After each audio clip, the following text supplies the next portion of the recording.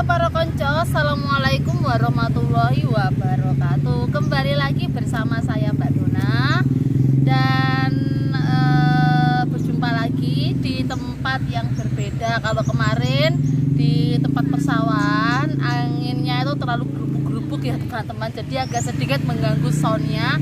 Padahal temanya lumayan bagus ya, tapi nggak apa-apa.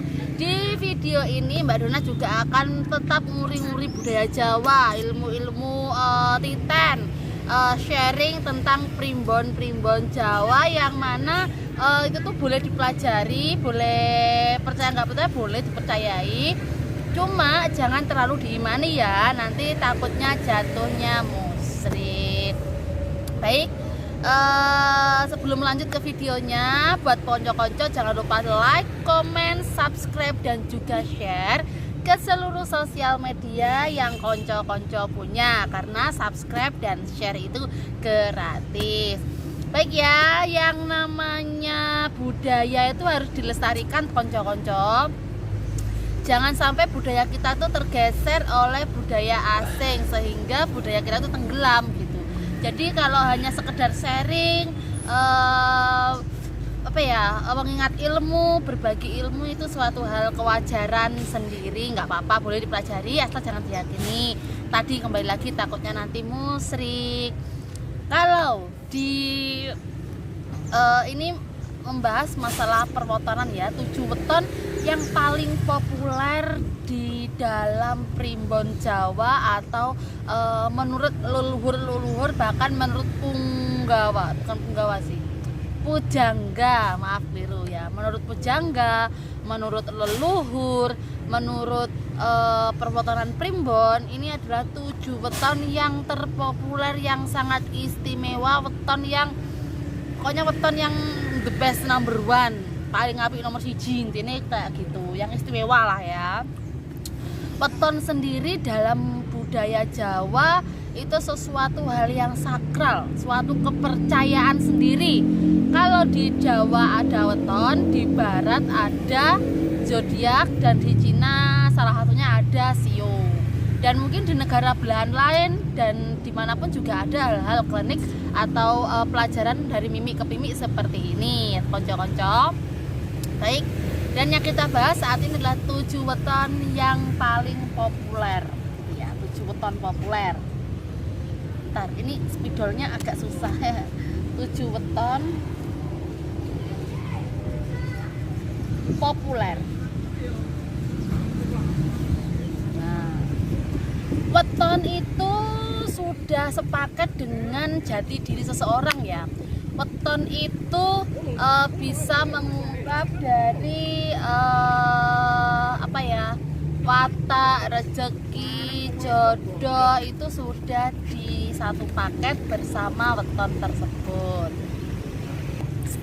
Jadi arti dari weton itu sudah menjadi satu paket dengan seseorang ya. Jadi kalau orang ini lahirnya Jumat Pon, Jumat Wage, nah itu udah ada garisnya sendiri dari watak, rezeki, jodoh, sikap, tirakatnya, terus pangopo jiwanya seperti apa, itu udah satu paket sendiri ya konco-konco. Ibaratnya seperti pohon itu sejak kecil dia itu akan tumbuh, tapi tergantung bagaimana cara kita merawat pohon tersebut. Jadi kalau kita rawat dengan baik, dia akan tumbuh dengan sehat, dengan subur, dia akan berbuah, sehingga dari ibaratnya pohon kelapa ya, dia akarnya bisa digunakan, batangnya bisa dipakai, daunnya bisa digunakan, bahwa daun muda, buahnya, dan cangkrangnya pun semuanya tuh bisa digunakan. Dari akar hingga ujung daun dari pohon kelapa itu bisa digunakan sebagai kan sumber kehidupan.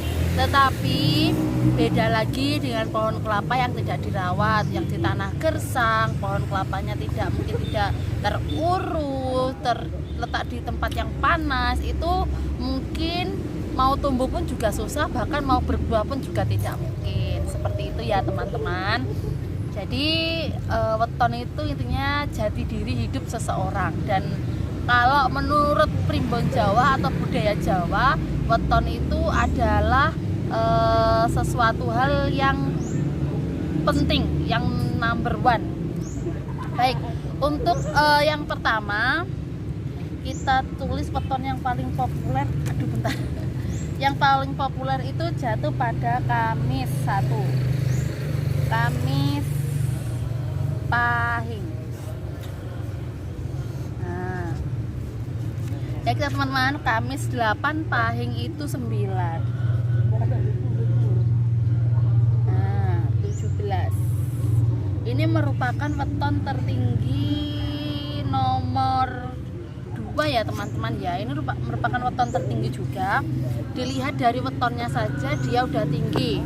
Yang namanya weton tinggi itu weton yang udah yang paling istimewa lah ya. Orang tuh menganggap kalau wetonnya tinggi, semakin tinggi wetonnya itu semakin istimewa. Padahal tidak semua itu seperti itu. Dan weton ini sendiri dia itu mempunyai karakter yang berpikirnya itu selalu positif. Wataknya itu juga seperti angin ya.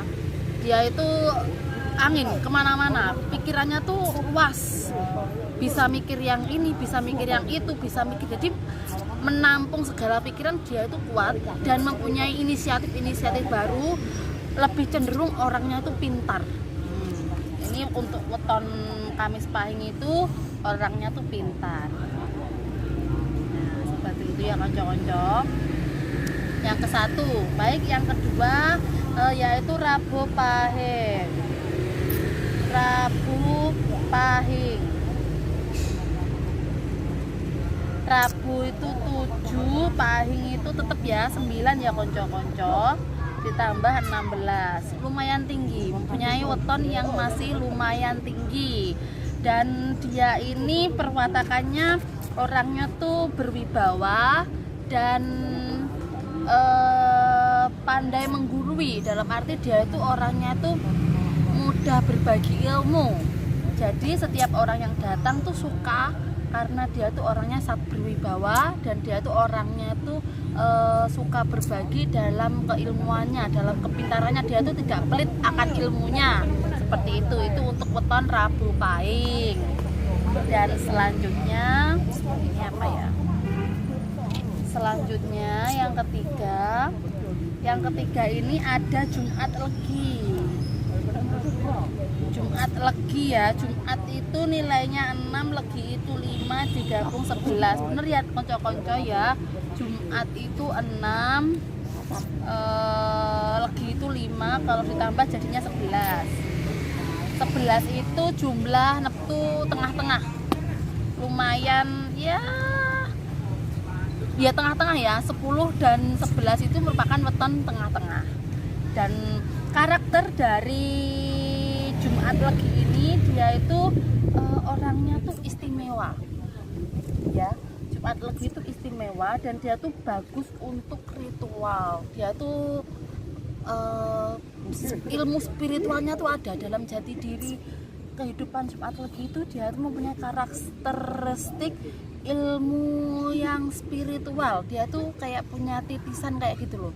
Apalagi kalau dia tuh punya leluhur pintar, terus punya mungkin leluhurnya tuh punya kok putunya itu Jumat Legi ini mungkin bisa jadi kayak turunannya gitu. Karena dia itu kalau suruh untuk ritual itu tuh cocok banget untuk Jumat Legi. Makanya kenapa kalau kebanyakan yang lahir di Jumat Legi itu harus diruat atau disyukuri atau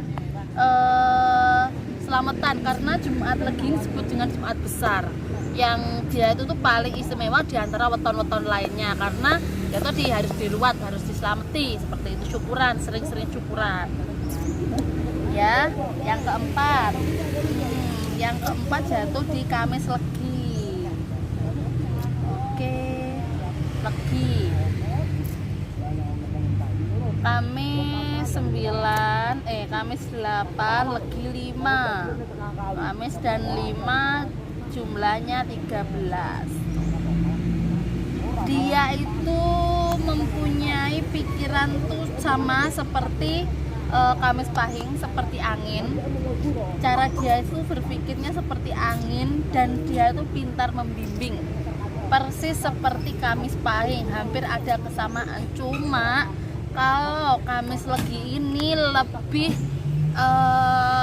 emosinya tuh mood swing ya, dia itu naik turun. Dalam arti emosinya tuh kayak sekali marah ya marah, cuma selesai ya udah, seperti itu. Itu karakter dari Kamis Legi. Dia itu bisa mengontrol emosi ya, cuma ya itu kalau habis marah ya udah. Tapi kadang jeleknya tuh habis marah ya udah, temannya yang dimarahi belum sembuh dari sakitnya, tapi dia itu dari sakitnya aja belum sembuh, yang situ udah, yang si Kamis Legi ini udah kayak lupa aja gitu. Jadi kayak ya bikin sakit hati ya. Itu karakter Kamis Legi. Siapa di sini yang karakternya Kamis Legi juga? Mungkin dari kalian ada yang Kamis Legi. Baik, yang kelima ya konco-konco. Yang kelima ini jatuh di Sabtu Pahing. Sabtu Pahing. Oke, Sabtu itu 9, Pahing itu 9. Wih, Sabtu Pahing. Ini weton tertinggi ya, alias 18. Ini tuh weton yang kalau ada anak yang lahirnya wetonnya apa? Kamis Sabtu Pahing, masalah. Nah, biasanya orang Jawa itu seperti itu, masalah. Neptune 18, wetone Sabtu Pahing. Ini bocahnya mesti kaku, beringasan, tapi rezekinya banter iki nyugene wong tua seperti gini. Padahal tidak semua weton yang tinggi itu seperti itu. Tergantung bagaimana sih si bocah ini ditanam, dirawat, dididik seperti apa.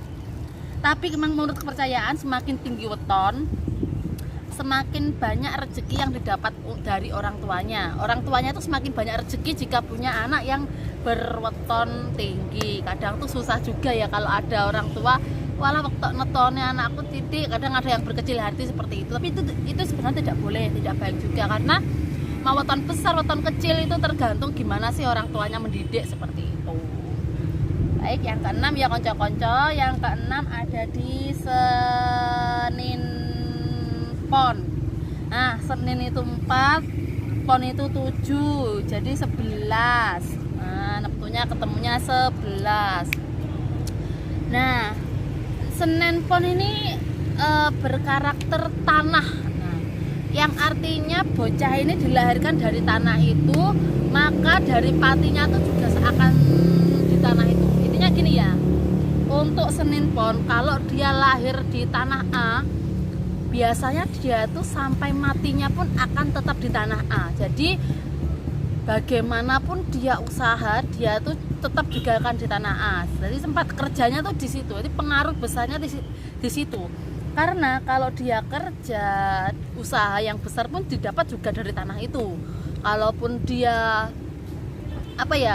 dia punya usaha, rezeki yang lancar juga akan datang di tanah itu. Jadi kalau punya anak yang lahir atau Anda sendiri lahir di Senin Pon, coba deh kalau punya usaha atau punya keinginan apa gitu di tanahnya sendiri, karena Senin Pon ini artinya tuh tanah.